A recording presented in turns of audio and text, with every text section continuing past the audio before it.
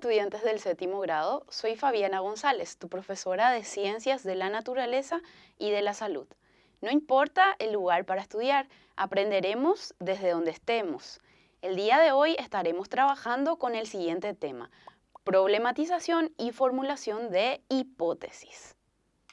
Dentro del contenido estaremos hablando sobre los procesos integrados del método científico, la problematización, la formulación de hipótesis. Los propósitos de este material educativo son analizar los procesos integrados del método científico según sus características y asumir actitud reflexiva ante situaciones de la vida cotidiana en la práctica de los procesos básicos del método científico. Para iniciar nuestra clase, analizaremos la siguiente situación. Walter y Male siguen su fascinante historia estudiando y observando a las hormiguitas. Pueden apreciar que no todas llevan hojas. Algunas quedan al costado de la larga fila y se ven un poco más grandes. Surgen algunas preguntas. ¿Por qué las hormiguitas juntan las hojas verdes? ¿Qué función cumplen las hormigas de mayor tamaño? ¿Por qué las hormigas presentan formas y tamaños diferentes? Muy bien, chicos y chicas, continuando entonces con el contenido de la clase de hoy, hablaremos sobre lo que son los procesos integrados del método científico y de esta forma ayudaremos a nuestros amiguitos a responder las preguntas que les surgieron. Debemos de recordar que el método científico se divide en dos tipos de procesos. Anteriormente ya hablamos sobre los procesos básicos del método científico, que son los primeros a ser aplicados en cuanto a la presentación de alguna situación o problema. Seguidamente tenemos los procesos integrados del método científico. Estos procesos integrados son los que encierran mayor complejidad, pero se basan en los procesos básicos. Estos poseen más elaboración, razonamiento respecto a los procesos básicos. En el siguiente esquema podemos visualizar que el método científico, en cuanto a lo que son sus procesos integrados, tiene primeramente al planteo de problema o problematización. Posterior a eso, la formulación de hipótesis, la experimentación, control de variables, análisis de resultados y conclusión. En esta clase estaremos hablando primeramente sobre la problematización o planteo de problema y la formulación de hipótesis. Seguidamente hablaremos sobre el primer proceso integrado, que es la problematización o el planteo de problema. Bueno, cuando realizamos una problematización o planteo de problema, tenemos que tener en cuenta que es el punto de partida principal de nuestra pregunta de investigación. Su característica principal consiste en formular cuestiones críticas en forma de preguntas. Recordamos que una pregunta bien formulada es una pregunta casi respondida. En este caso de las hormigas, entonces, podemos decir que nuestro planteo de problema sería: ¿por qué las hormigas solo cortan las hojas de color verde? En este caso, entonces, para realizar nuestra problematización tenemos que tener en cuenta que nuestra pregunta debe ser concisa, casi respondida.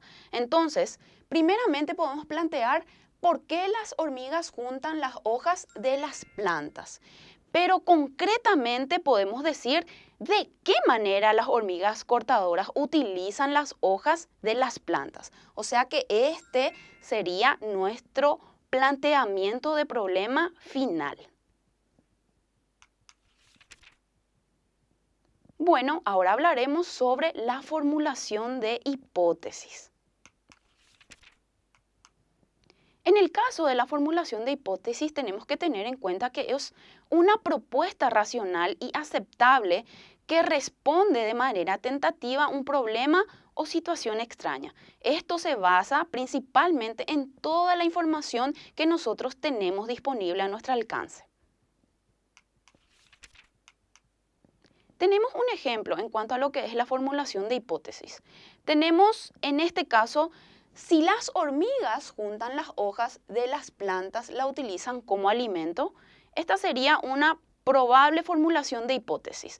Pero posterior a eso, analizando todos los datos que ya tenemos, podemos decir que las hormigas cortadoras utilizan las hojas de las plantas como alimento almacenado en sus hormigueros. O sea que esto es la formulación de hipótesis más acertada. Muy bien, chicos y chicas. En este caso ya vamos a evaluar lo que hemos aprendido durante la clase. Para ello vamos a resolver estos ejercicios. Marcamos con una X la respuesta correcta según corresponda.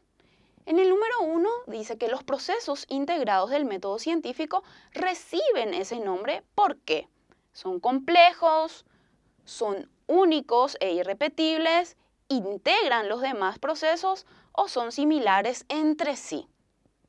¿Qué les parece? Sería entonces nuestra respuesta correcta que integra los demás procesos.